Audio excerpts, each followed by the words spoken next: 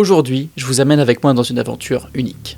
Cela faisait 601 jours que je n'étais pas sorti de la France. 601 jours que je n'avais pas ressenti l'appel d'une destination lointaine, et oh que cette destination est lointaine et méconnue des Français. Mesdames et messieurs, il est temps pour moi de vous présenter la Zambie.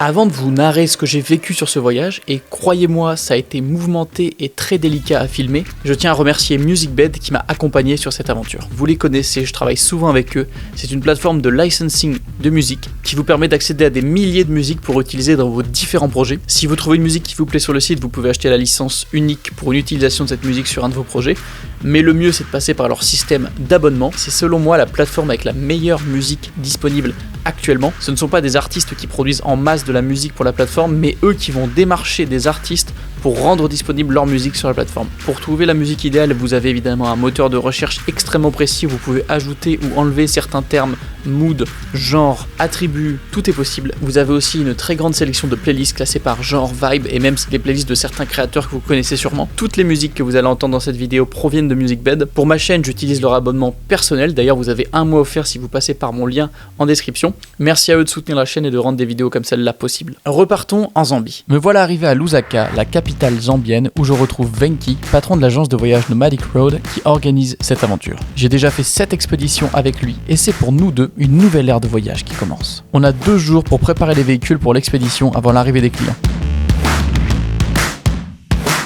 Ça y est, c'est le grand jour, c'est l'heure du départ, on est sur le parking, les véhicules sont prêts, on part pour je sais pas combien d'heures de route, mais il y en a beaucoup, il est tôt, il est 7h, le soleil commence déjà à taper, il commence déjà à faire chaud, c'est parti. Nous partons de Lusaka pour le parc national de Kafue, un des plus grands parcs nationaux d'Afrique. Le début de la route est assez ennuyant, du bitume droit et sans fin. C'est en arrivant au parc que je commence enfin à m'éclater en explorant les pistes, et j'en profite pour baptiser mon nouveau drone, et c'est aussi là que nous voyons nos premiers animaux.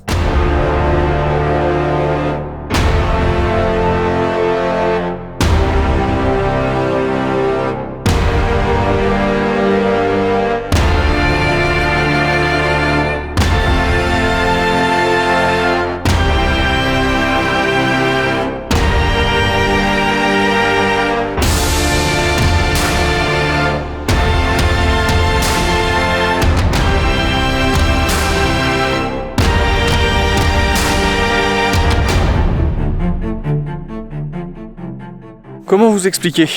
C'est incroyable. Regardez-moi ces petites routes là, ces petits chemins. Le soleil qui est derrière moi cramé mais en train de se coucher tout doucement.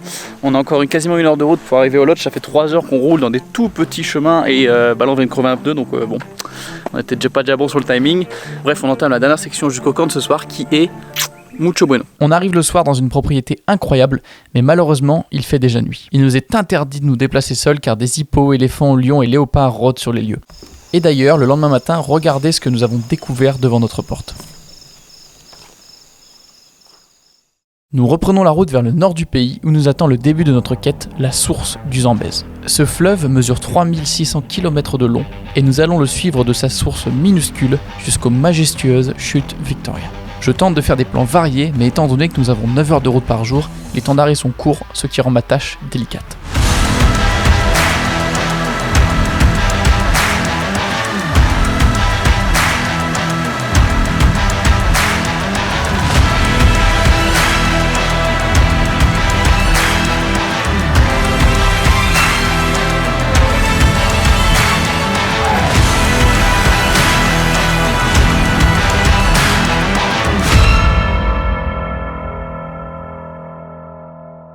Le lendemain, nous partons à l'aube pour enfin atteindre la source, mais en chemin, quelque chose de terrible se produit. Après un drift mal négocié, une des voitures se retourne. Heureusement, aucun blessé, mais la voiture est irrécupérable. Jusqu'ici, comme souvent sur ces voyages, je partageais un véhicule avec Venki. Cela me donnait de la liberté pour prendre de l'avance et préparer des plans, et me laisser de la place pour étaler mon matériel. Sauf que ce véhicule, nous avons dû le donner au client. Je me retrouve donc dès le deuxième jour bloqué à l'arrière d'une autre voiture, ce qui complique énormément ma tâche. Malgré ces grosses péripéties, nous atteignons enfin la source de la rivière Zambèze. Nous voilà en plein milieu de la forêt à la frontière avec le Congo. On vient d'aller à la source de la rivière Zambèze, qui est le but de cette expédition. C'est cette rivière-là qu'on va suivre pendant encore 9 jours quasiment. Donc là on a mis 3 jours déjà pour y arriver. On est vraiment au milieu de... vous voyez derrière moi, mais de rien. C'est juste un tout petit point d'eau minuscule qui commence et qui pourtant continue sur 3500 km. Donc c'est un truc de fou. On va suivre la rivière Zambèze, on va la croiser pas mal de fois jusqu'aux chutes Victoria, qui est l'une des 7 merveilles naturelles du monde, et ça devrait être assez épique. Le soir, nous finissons la journée en festoyant. Dites-vous que ces images sont d'ailleurs filmées à 20h, je vous laisse deviner que le voyage n'était pas de tout repos. Regardez-moi cette petite vue. On est dans une propriété qui paye pas de mine, mais qui a un deck juste incroyable. Aujourd'hui, on part à l'aventure, on va traverser la rivière et ça va être plutôt cool. Et à partir de ce soir, on campe sur les tentes de toit pendant 3 nuits. Pas de batterie, pas d'électricité, donc là, faut que je fasse super gaffe au niveau des batteries. Ça va être un challenge, ça va être épique. On y go. Les chemins de poussière nous attendent à nouveau. Je choisis de monter à l'arrière de la Jeep du guide. C'est parfait car je suis en plein air et je peux filmer le convoi derrière moi. Il y avait cependant 2 choses que je n'avais pas prévues. 1. Le soleil qui, malgré mon super bob, me brûle littéralement. 2. L'état de la route qui me fait décoller moi et le matos toutes les 15 secondes. Je parviens quand même à faire quelques plans au Ronin et aussi au drone, non sans difficulté.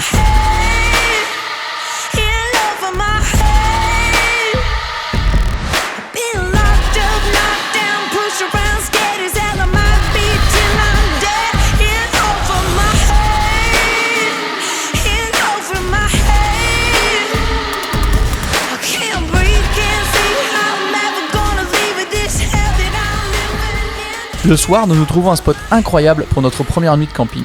Au programme barbecue, puis repos en tente sur le toit. Nous sommes arrivés à notre spot de camping. On est au milieu de la savane, littéralement, des étendues très grandes. Le souci étant que hier, on a craché une voiture qui est morte. Du coup, il y a 2 tentes de toit qui ont sauté. Et c'était du coup les 2 nôtres qu'on a sacrifiés pour donner aux clients qui ont cassé la voiture. Donc Venki et moi, nous n'avons plus de tente. Donc moi et Venki, on dort soit dans une, soit dans l'autre. Ça va être un peu serré, mais bon, on fait avec ce qu'on a.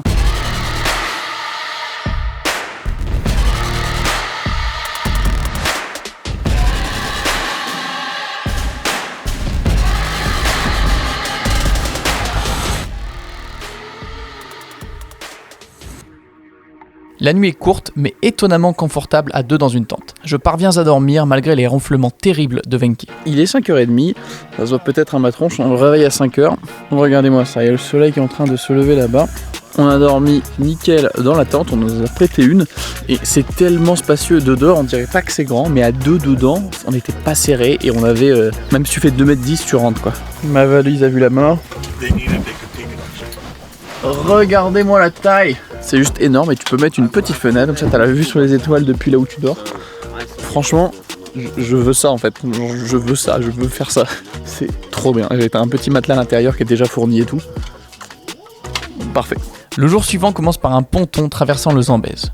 Oh putain, là on peut pas faire plus touristique que ça en termes d'allure. On a pris un petit gin bien frais dans la gourde, en fait on attend que les voitures passent 2 par 2 la rivière Zambèze, qui est la rivière dont on a vu la source il y a pas longtemps. Et du coup en fait je vais envoyer le drone pour aller filmer les bagnoles sur le ponton qui flotte. Voilà, on va aller faire des plans à ras de l'eau, ça va être...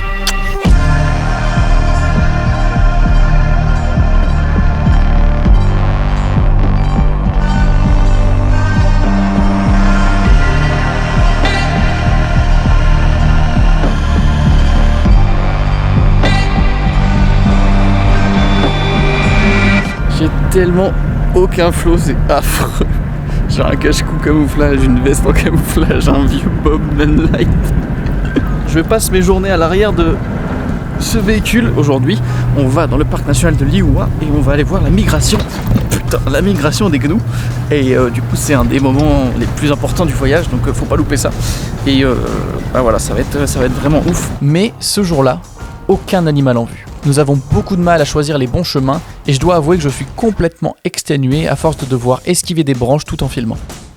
Nous décidons de nous arrêter au bord d'un marais pour la nuit faute d'avoir pu atteindre notre objectif initial. J'étais tellement rincé que je n'ai rien filmé ce soir-là, mais pour vous résumer la chose, tempête, éclair, fourmis mordantes et bruit étrange toute la nuit.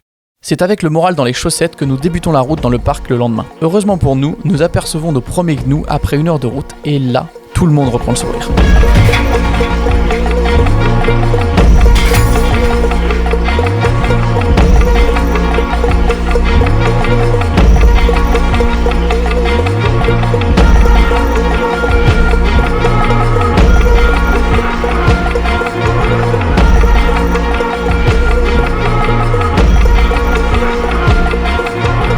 Nous continuons à la traversée des plaines du parc. Les étendues semblent infinies, telles des mirages. Seuls 3 palmiers créent un relief, une sensation d'échelle. Le paysage est criblé de points noirs, gnous, zèbres et d'autres.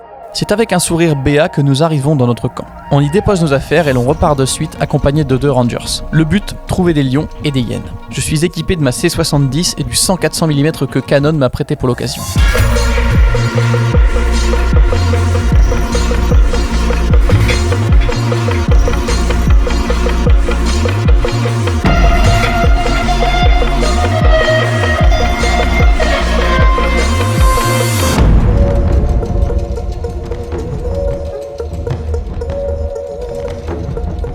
Malheureusement, après 3 heures à arpenter les plaines, seul un aigle diffère des gnous, zèbres et autres antilopes que nous croisons. Les scènes n'en sont pas moins magiques, mais ils traînent cependant une certaine amertume sur le groupe. C'est le jeu de la nature de voir ou ne pas voir certains animaux, et malheureusement la chance n'était pas avec nous. Nous rentrons au camp et nous endormons au son de l'orage qui gronde au loin. Regardez-moi la petite chambre qui donne directement sur la savane. Le problème, c'est qu'il pleut à verse là ce matin. On a eu une tempête cette nuit, mais d'une violence. Mais genre, vous voyez, j'ai une porte en moustiquaire. Le vent m'a passé à travers direct dans mon lit. Il y avait toute la moustiquaire qui s'envolait, tous les trucs qui tombaient, tout.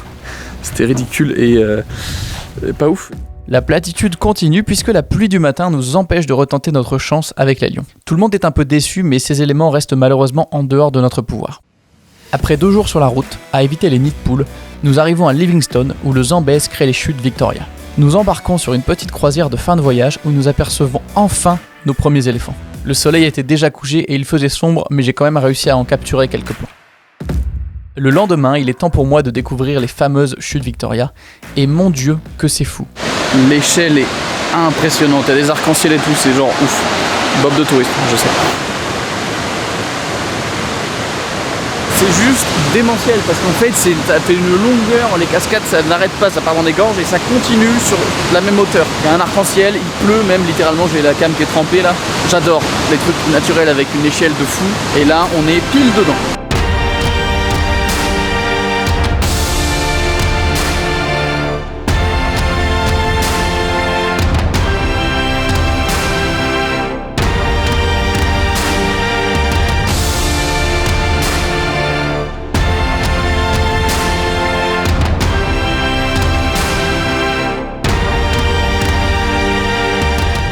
Regardez-moi la taille de ce putain de top.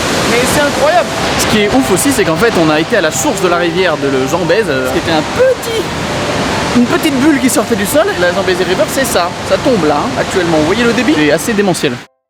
Nous arrivons à la fin de ce voyage qui, je dois l'avouer, a été extrêmement compliqué à gérer, mais m'a aussi fait un bien fou. Malgré les épreuves, cela ne crée que de bons souvenirs. Mon seul regret est de ne pas pu avoir de meilleures images de ce voyage, notamment de lions, léopards ou autres hyènes. J'espère que ce récit de voyage vous aura plu. N'hésitez pas à vous abonner pour plus de contenu de ce genre.